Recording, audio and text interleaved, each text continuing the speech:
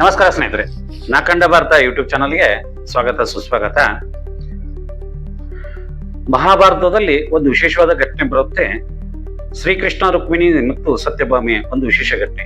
ಶ್ರೀಕೃಷ್ಣ ಪರಮಾತ್ಮನಿಗೆ 8 ಜನ ಪತ್ನಿಯರು. ಆ ಪತ್ನಿಯರಲ್ಲಿ ಯಾರಿಗ ಮೇಲೆ ಎಷ್ಟು ಪ್ರೀತಿ ಇದೆ ಅಂತ ಗಮನಿಸುವಂತ ಒಂದು ಸನ್ನಿವೇಶ ಬರುತ್ತೆ. ಅಂದ್ರೆ ಅದರಲ್ಲಿ ನಾರದ ಮಹರ್ಷಿಗಳು ಒಂದ್ಸರಿ ಈ ದ್ವಾರಕಾ ನಗರಕ್ಕೆ ಬಂದಾಗ ದೇವಲೋಕದ ಒಂದು ಪಾರಿಜಾತ ಪುಷ್ಪವನ್ನ ತಂದಿರ್ತಾರೆ. ಆ ಪುಷ್ಪವನ್ನ ತಂದಾಗ ಶ್ರೀಕೃಷ್ಣ ಪರಮಾತ್ಮನ ಕೈಲಿ ಕೊಡ್ತಾ ಹೇಳ್ತಾರೆ, ಈ ಪುಷ್ಪವನ್ನ ನಿನ್ನ ಮೆಚ್ಚಿನ ಮಡದಿ ಯಾರಿದ್ದಾರೆ ಅವರಿಗೆ ತಲೆಗೆ ಮುಡಿಸ್ಬೇಕು ಅಂತ ಹೇಳಿದಾಗ ನಾರದ ಮಹರ್ಷಿ ಹೇಳಿದ ಪ್ರಕಾರ ಶ್ರೀಕೃಷ್ಣ ಪರಮಾತ್ಮ ಅಲ್ಲೇ ಇದ್ದಂತ ರುಕ್ಮಿಣಿ ದೇವಿಗೆ ಈ ಪುಷ್ಪವನ್ನ ಮುಡಿಸ್ತಾರೆ.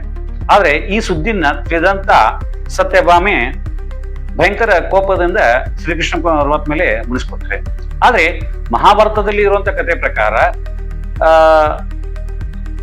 ಸತ್ಯಭಾಮೆಗೋಸ್ಕರ ಶ್ರೀಕೃಷ್ಣ ಪರಮಾತ್ಮ ದೇವಲೋಕಕ್ಕೆ ಹೋಗಿ ಅಲ್ಲಿ ದೇವೇಂದ್ರನಾದ ಇಂದ್ರನ ಜೊತೆ ದೇವತೆಗಳ ರಾಜನಾದಂತ ಇಂದ್ರನ ಜೊತೆಗೆ ಹೋರಾಟ ಮಾಡಿ ಅಲ್ಲಿ ಇರುವಂತ ಪಾರಿಜಾತ ಪುಷ್ಪ ಗಿಡದ ಒಂದು ಗಿಡವನ್ನ ತಂದು ತನ್ನ ದ್ವಾರಕಾ ನಗರದಲ್ಲಿ ನೆಡ್ತಾನೆ ಅನ್ನೋದು ಒಂದು ಕತೆ. ಆದ್ರೆ ಅದರೊಳಗೆ ನಂತರ ಆ ಕತೆ ಅಷ್ಟಿಗೆ ನಿಂತು ನಂತರ ಶ್ರೀಕೃಷ್ಣ ತುಲಾಭಾರ ಅಂದ್ರೆ ವಿಶೇಷವಾಗಿ ತುಳಸಿಯಿಂದ ತೂಗುವಂತ ಒಂದು ಕಥೆಯನ್ನು ಆ ಚಲನಚಿತ್ರದಲ್ಲೇ. ಆದ್ರೆ ಈ ನಾನು ಹೇಳ್ತಿರುವಂತ ವಿಷಯ ಶ್ರೀಕೃಷ್ಣ ಪಾರಿಜಾತ ಅಂತ ಒಂದು ನಾಟಕ ಇದೆ. ಇದು ಈ ಉತ್ತರ ಕರ್ನಾಟಕದಲ್ಲಿ ಸಣ್ಣಾಟ ಮತ್ತು ದೊಡ್ಡಾಟ ಅಂತ ಆಡ್ತಾರೆ. ಅಂತದ್ರೊಳಗೆ ಒಂದು ಬಯಲುರಂಗದ ನಾಟಕವನ್ನು ಆಡುವಂಥದ್ದು ಶ್ರೀಕೃಷ್ಣ ಪಾರಿಜಾತ. ಈ ಕಥೆಯನ್ನ ಬರೆದಿದ್ದು ಬೆಳಗಾವಿ ಜಿಲ್ಲೆ ಇವತ್ತಿನ ಮೂಡಲಗಿ ತಾಲೂಕು, ಮೊದಲಿನ ಗೋಕಾಕ್ ತಾಲೂಕಿನ ಕುಲೂಡು ಗ್ರಾಮದಲ್ಲಿ ತಮ್ಮಣ್ಣ ಅಂತ ಒಬ್ಬರು ವ್ಯಕ್ತಿ ಈ ಕಥೆಯನ್ನ ಬರೆದಿದ್ರು. ಒಂದು ಗದ್ಯ ರೂಪದಲ್ಲಿ ಇದ್ದಂತ ಕೃಷ್ಣ ಪಾರಿಜಾತವನ್ನ ಅವರು ಒಂದು ಪದ್ಯ ರೂಪದಲ್ಲಿದ್ದಂತ ಕಥೆಯನ್ನ ಪೂರ್ತಿ ಕಥೆ ರೂಪದಲ್ಲಿ ಬರೆದಿದ್ರು. ಅದನ್ನ ಇವತ್ತಿಗೂ ಸಹಿತ ಶ್ರೀಕೃಷ್ಣ ಪಾರಿಜಾತ ಅಂತ ಒಂದು ಪ್ರಸಿದ್ಧವಾದಂತ ನಾಟಕವನ್ನು ಆಡ್ತಾರೆ. ಆ ನಾಟಕದ ಹಿನ್ನೆಲೆ ಏನಂದ್ರೆ, ಏನು ಈ ಪಾರಿಜಾತ ಪುಷ್ಪವನ್ನು ನಾರದ ಮಹರ್ಷಿಗಳು ತಂದು ಕೊಡ್ತಾರೆ, ಯಾವ ಪತ್ನಿ ಕೊಡ್ಬೇಕಂದಾಗ ರುಕ್ಮಿಣಿ ದೇವಿ ಕೊಟ್ಟ ನಂತರ ಇಲ್ಲಿ ಕಥೆಯಲ್ಲಿ ಸ್ವಲ್ಪ ಬದಲಾವಣೆ ಮಾಡಿ ಮೂಲ ಕಥೆಯಲ್ಲಿ ಅದು ನಂತರ ತುಲಾಭಾರದಲ್ಲಿ ಮುಕ್ತಾಯ ಆಗುತ್ತೆ. ಆದ್ರೆ ಈ ಕಥೆಯಲ್ಲಿ ಶ್ರೀಕೃಷ್ಣ ಪರಮಾತ್ಮನಿಗೆ ಮತ್ತು ಸತ್ಯಭಾಮೆಗೆ ಒಂದು ವಾದ ವಿವಾದ ಆಗುತ್ತೆ. ಒಂದು ಮುತ್ತಿನ ಹಾರವನ್ನ ಶ್ರೀಕೃಷ್ಣ ಪರಮಾತ್ಮ ಸತ್ಯಭಾಮೆಗೆ ಕೊಡ್ತಾನೆ. ಆ ಮುತ್ತಿನ ಹಾರವನ್ನ ಸತ್ಯಭಾಮೆಯಿಂದ ಹೇಳ್ತಾನೆ, ನಾನು ಇದನ್ನ ನಿನ್ನ ಕಡೆಯಿಂದ ಮತ್ತೆ ವಾಪಸ್ ತಗೋತೀನಿ ಅಂತ ಹೇಳ್ತಾನೆ. ನಾನು ಯಾವುದೇ ಕಾರಣಕ್ಕೂ ಇದನ್ನ ನಿನ್ ವಾಪಸ್ ಕೊಡುದಿಲ್ಲ ಅಂತ ಕೃಷ್ಣನಿಗೆ ಸವಾಲ್ ಹಾಕಿರ್ತಾರೆ ಸತ್ಯಭಾಮೆ. ಆಗ ಶ್ರೀಕೃಷ್ಣ ಪರಮಾತ್ಮ ಕೊರವಂಜಿ ವೇಷದಲ್ಲಿ ಬಂದು ಕಿಶದ ಭೂತ ಭವಿಷ್ಯತವನ್ನ ಎಲ್ಲವನ್ನು ಹೇಳುವಂತ ಕೊರವಂಜಿ ವೇಷದಲ್ಲಿ ಬಂದಂತ ಕೃಷ್ಣ ಪರಮಾತ್ಮ ಕೃಷ್ಣ ಪರಮಾತ್ಮ ನಿನ್ನವನಾಗ್ಬೇಕಾದ್ರೆ ಆ ಶರಣನ್ನು ಕೊಡ್ಬೇಕು ಅಂತ ಹೇಳಿದಾಗ ಕೊರವಂಜಿ ರೂಪದಲ್ಲಿದ್ದಂತ ಕೃಷ್ಣ ಪರಮಾತ್ಮಗೆ ಸತ್ಯಭಾಮೆ ಕೊಡುವಂತ ಕಥೆಯನ್ನ ಶ್ರೀಕೃಷ್ಣ ಪಾರಿಜಾತ ಅಂತ ನಾಟಕ ಮಾಡ್ತಾರೆ.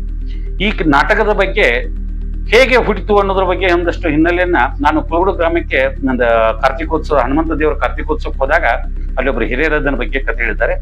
ಆ ಕಥೆ ಹಿನ್ನೆಲೆ ಏನಾಯ್ತು ಅನ್ನೋದು ನಿಮ್ಗೆ ಒಂದಷ್ಟು ವಿಷಯ ಹೇಳಿದ್ರೆ ಈ ಕಥೆ ನಿಮ್ಗೆ ಕರೆಕ್ಟ್ ಆಗಿ ಮುಟ್ಟುತ್ತೆ ಅನ್ನೋ ಕಾರಣಕ್ಕಾಗಿ ಇದನ್ನ ವಿಷಯ ಹೇಳ್ತೀನಿ.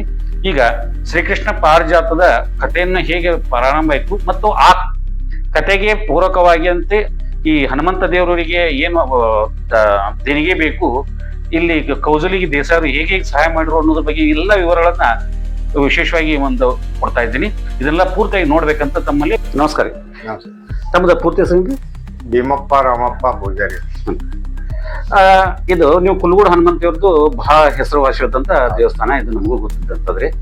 ಹಾಗೆ ಈ ದೇವಸ್ಥಾನದ ಬಗ್ಗೆ ಪವಾಡಗಳಾಗ್ಲಿ, ವಿಶೇಷ ಘಟನೆಗಳಾಗ್ಲಿ, ಮತ್ತೆ ಇದು ಯಾವಾಗ ಸ್ಥಾಪನೆ ಆಯ್ತು ಇದ್ರ ಬಗ್ಗೆ ಏನಾದ್ರು ಒಂದ್ ಸ್ವಲ್ಪ ಮಾಹಿತಿ ಹೇಳ್ರಿ. ಮತ್ತೆ ಈ ಊರದ್ದು ವಿಶೇಷತೆ ಏನು ಅದ್ರ ಬಗ್ಗೆ ಒಂದ್ ಸ್ವಲ್ಪ ಹೇಳ್ರಿ. ಮೊದಲು ನೀವು ಕುಲಗೂಡು ಹನುಮಂತ ದೇವರ ಬಗ್ಗೆ ಅಂದ್ರೆ ಹಾಗೆ ಸ್ಥಾಪನೆ ಆಯ್ತು ಅನ್ನೋದ್ರ ಬಗ್ಗೆ ಪ್ರಾರಂಭ ಮಾಡಿ.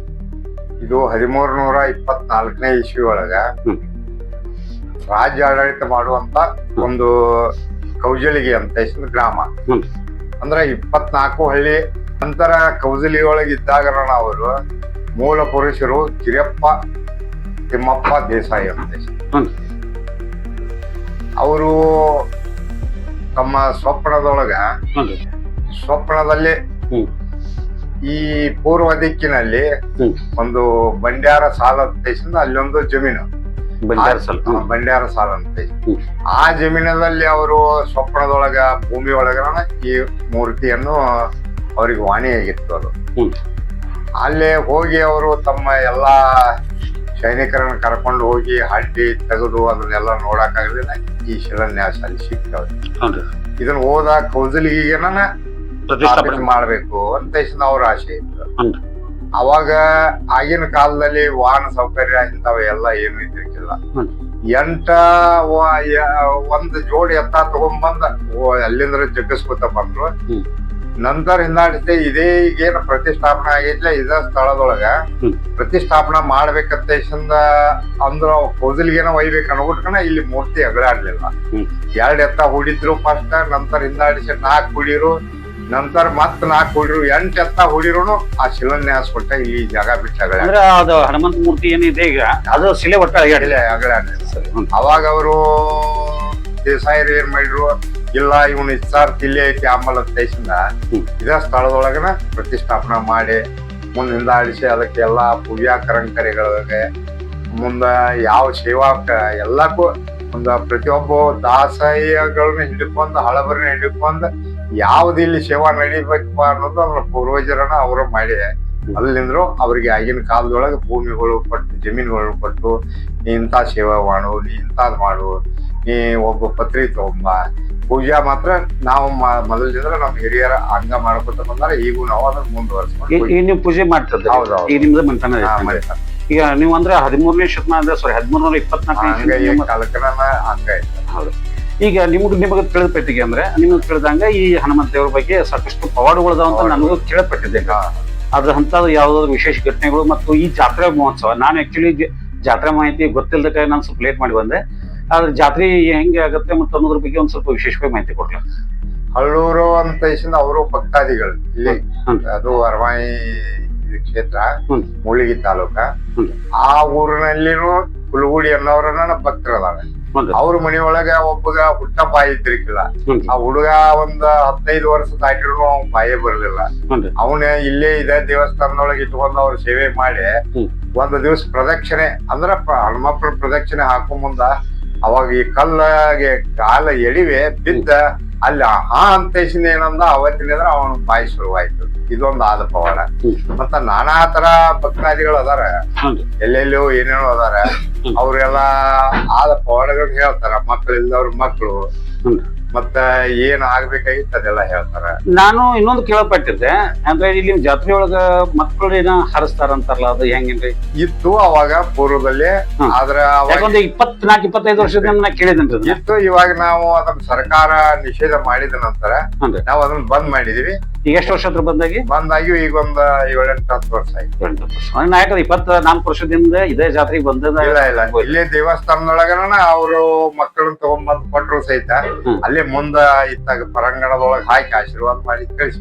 ಅಂದ್ರೆ ಮೊದಲ್ ಮಕ್ಕಳ ಹರಿಸೋದಂದ್ರೆ ಹುಡುಗರು ಗಟ್ಟಿಮುಟ್ಟಕರ ಅನ್ನೋದು ನಂಬಿಕೆ. ಅದ ನಂಬಿಕೆ ಇತ್ತು. ಆದ್ರೆ ಇವತ್ತಿನ ಕಾಲಮಾನ ಹಿಂಗ್ ಬಂದ ನಂತರ ಅದು ಬೇಡ ಅಂತ ಬಿಟ್ಬಿಟ್ಟಿದ್ರು. ವಿಶೇಷವಾಗಿ ಮತ್ತೆ ಇದ್ರದ್ದು ವಿಶೇಷವಾಗಿ ದೇವ್ರ ಬಗ್ಗೆ ಏನಾದ್ರು ವಿಶೇಷ ಮಾಹಿತಿ? ವಿಶೇಷವಾಗಿ ಅಂದ್ರೆ ಇದು ವ್ಯಾಸ ಮಹರ್ಷಿಗಳಂತ ಆಗಿನ ಸಮಯದಲ್ಲಿ ಕರ್ನಾಟಕದೊಳಗೆ 732 ಹನುಮಪ್ಪನ ಸ್ಥಾಪಿತ ಮಾಡಿದ್ರು ಅವರು. ವ್ಯಾಸ ಮಹರ್ಷಿಗಳು ಅಂದ್ರೆ ಏನಾಗತ್ರಿ, ಮಹಾಭಾರತಕ್ಕೆ ಬರ್ತಾರ.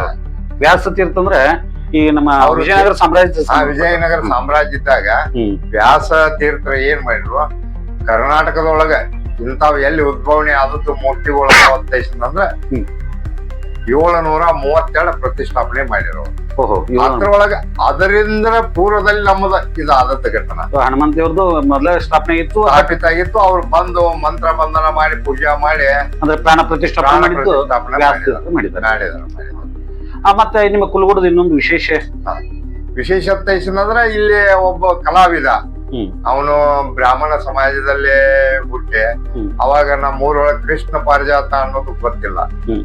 ಶ್ರೀಕೃಷ್ಣ ಪಾರಿಜಾತ ಅನ್ನೋದು ಯಾರಿಗೂ ಗೊತ್ತಿರ್ಲಿಲ್ಲ. ಇಲ್ಲಿ ಏನಿತ್ತು, ರಾಯಚೂರು ಡಿಸ್ಟಿಕ್ ಅಂತ ಅಪ್ರಾಳ ಐತಿ. ಅವರು ಏನ್ ಮಾಡ್ತಿದ್ರು, ಆಗಿನ ಕಾಲದಲ್ಲಿ ಆ ದಮಡಿ ಬಾರಿಸ್ಕೋತ ಅದನ್ನ ಹಾಡ್ಕೋತ ಬರ್ತಿದ್ರು ಅವ್ರು. ಅವನ ಇವನ್ನ ನಮ್ಮಲ್ಲಿ ಬಿಲ್ಗೋಡ್ ತಮ್ಮನ್ನ ಅವನ್ ಪರೀಕ್ಷೆ ಮಾಡಿ ಅವ್ನು ಹಾಡ ಕೇಳಿ ಅವನು ಸ್ವಲ್ಪ ಹಾಡ್ತಿದ್ದ. ಅವ್ರ ತಲೆಯೊಳಗ ಅದ ತಮ್ಮನಗ ಇಲ್ಲ ನಾ ಶ್ರೀಕೃಷ್ಣ ಪಾರಿಜಾತ ಲೀಲೆಯನ್ನ ನಾವು ಬರೆಸ್ಬೇಕು ಅಂತ ಒಂದೇನೋ ಅವನಿಗ ಮುಂದ ಅವರು ಫಿಲ್ಗೋಳ ಅಪರಾಳ ತಮ್ಮನ್ನವರು ಗದ್ಯ ರೂಪದಲ್ಲಿ ಹಾಡ್ತಾ ಇದ್ರು ಅದು ಪಾರಿಜಾತದ. ಕೃಷ್ಣನ ಲೀಲೆಗಳನ್ನ ಅದನ್ನ ಕುಲಿಗೋಡು ತಮ್ಮಣ್ಣನವರು ಪಾರಿಜಾತನ ಅಂತೇಶನ ಇದು ಅವ್ರು ಹಾಡಿದ್ದ ಶ್ರೀಕೃಷ್ಣ ಲೀಲೆ ಪಾತೇಶನ್ ತಕ್ಕೊಂಡು ಅದನ್ನ ಅವರು ಬುಕ್ ಬರೆದು ನಮ್ಮಲ್ಲಿ ಪಾರಿಜಾತ ಪ್ರಥಮವಾಗಿ ಸ್ಟಾರ್ಟ್ ಮಾಡಿದ್ರು. ಈಗ ಅವರು ಶ್ರೀಕೃಷ್ಣ ಪಾರಿಜಾತ ನಾಟಕ ಆಗ್ತೈತೆ. ಪ್ರತಿ ವರ್ಷಕ್ಕೊಮ್ಮೆ ನಾವು ಓಕಳಿ ಅಂತ ಮಾಡ್ತೀವಿ ಮೇದಾಗನು. ಆ ಸಮಯದಲ್ಲಿ ಶ್ರೀಕೃಷ್ಣ ಪಾರಿಜಾತ ಮಾಡಿಸಿ ಓಕಳಿ ಮಾಡ್ತೀವಿ. ಪಾರಿಜಾತ ಇಲ್ಲ ಅಂದ್ರೆ ನಾವು ಓಕಳಿ ಮಾಡಂಗಿಲ್ಲ. ಅಂದ್ರೆ ಇದು ಶ್ರೀಕೃಷ್ಣ ಪಾರಿಜಾತದ ಕಥೆಯೊಳಗ 2 ಟೈಪ್ ಬರ್ತದೆ. ನಾನು ಒಂದು ಟೈಪ್ ನನ್ಗೆ ಗೊತ್ತಿತ್ತು ಏನಂದ್ರೆ ಪಾರಿಜಾತ ಹೂವು ಬೇಡಿದಾಗ ಅದನ್ನ ರುಕ್ಮಿಣಿ ಕೊಡ್ತಾನೋ, ಅದ ನಂತರ ಸತ್ಯಭಾಮಿ ಜೊತೆಗೆ ಅದು ಬೇಕೇ ಅಂದಾಗ ಅದನ್ನ ಇಂದ್ರನ ಜೊತೆ ಯುದ್ಧ ಮಾಡಿ ತರ್ತಾನೋ ಕಥೆ ಇದೆ. ಸರಿ ಇದ್ರು. ಆದ್ರೆ ಅಲ್ಲಿ ಮಹಾಭಾರತದೊಳಗೆ ಎಲ್ಲೂ ಈ ಕೊರವಂಜಿ ವೇಷದಾಗ ಬಂದದ್ದು ಎಲ್ಲಿಲ್ಲ. ಇದು ಕಟ್ಟು ಕಥೆನ ಅಥವಾ ಇಲ್ಲ ಸತ್ಯಕಥೆ? ಕಟ್ಟು ಕಥೆ ಅಲ್ಲ, ಸತ್ಯಕಥೆನ. ಕೊರವಂಜಿ ವೇಷದಲ್ಲಿ ಮಹಾಭಾರತದೊಳಗ ಕೃಷ್ಣಗ ಏನಂತ ಅಂದ್ರ ಏನು ಅವಾಗ ಮಾಡಾಕ ಒಂದ ಶಕ್ತಿ ಇದ್ದಿರ್ಕಿಲ್ಲ. ಶಕ್ತಿ ಅನ್ನೋದು ಶಕ್ತಿ ಇತ್ತು, ಆದ್ರೆ ಅವನಿಗೆ ಈ ಮಹಾಭಾರತದೊಳಗೆ ಒಂದು ಜೀವ ಸಹಿತ ಹೊಡಿಯುವಂತದ ಅವನಿಗೆ ಆಜ್ಞೆ ಇದ್ದಿರ್ಕಿಲ್ಲ. ಏನ ಮಾಡಿರೋನು ಬೇರೆಯವ್ರ ಕಡೆ ಮಾಡಿಸ್ತು. ಎಲ್ಲಾ ಕಡೆನೂ ಅವನ್ ನಿತ್ತ. ಯಾಕಂದ್ರೆ ಈಗ ಅವ ಕೃಷ್ಣ ಹಿಂದ ನಿತ್ತನ ಪ್ರಯೋಗ ಮಾಡಿಸ್ತಿದ್ದ, ಮುಂದೆ ನಿತ್ತನ ಒಟ್ಟು ನೀ ಹಿಂಗ್ ಮಾಡಪ್ಪ ಇವಾಗ ಯಾರು ಅರ್ಜುನ ಯಾರು ಹೇಳ್ತಿದ್ದ ಇದ ಬಾಣನ ಪ್ರಯೋಗ ಮಾಡು ಇದ. ಆದ್ರ ಅದನ್ನೇ ಒಂದು ವಿದ್ಯೆ ಇದರಿಂದ ಮಾಡ್ತಿದ್ದ. ಮಹಾಭಾರತದೊಳಗ ಶ್ರೀಕೃಷ್ಣನ ಮಹಾಭಾರತ ಮುಖವಾಡ. ಆದ್ರ ಅವನಿಗೆ ಏನು ಮಾಡುವಂತದ್ದು ಒಂದ್ ಇದ್ದಿರ್ಕಿಲ್ಲ. ಶಕ್ತಿ ಅಷ್ಟ ಇತ್ತು ಅವನಂತೇಳಿ. ಶಕ್ತಿ ಅಂದ್ರ ಭಕ್ತಿ ಇತ್ತು. ಆ ಭಕ್ತಿನ ಸಾರಿ ಅವರು ಇದು ಮಹಾಭಾರತದೊಳಗ ಕರೆಕ್ಟ್ ನೀವು ಕೇಳುದು. ಮಹಾಭಾರತದೊಳಗ ಕೃಷ್ಣ ಅವತಾರ ಎಲ್ಲಿ ಆಗೈತಿ ಅಂತ ನೀವು ಪ್ರಶ್ನೆ ಮಾಡಿದ್ರಿಲ್ಲ, ಇದು ಸರಿ ಐತಿ, ಒಪ್ತೇನೆ ನಾನು. ಆದ್ರ ಆಗಿಲ್ಲ. ಕೃಷ್ಣ ಅವತಾರ ಇದ್ದಾಗನ ಮಹಾಭಾರತ ಐತಿ. ಕೃಷ್ಣ ಅವತಾರ ಇಲ್ಲತ್ತಂದ್ರ ಮಹಾಭಾರತ ಆಗ್ತಿರ್ಕಿಲ್ಲ.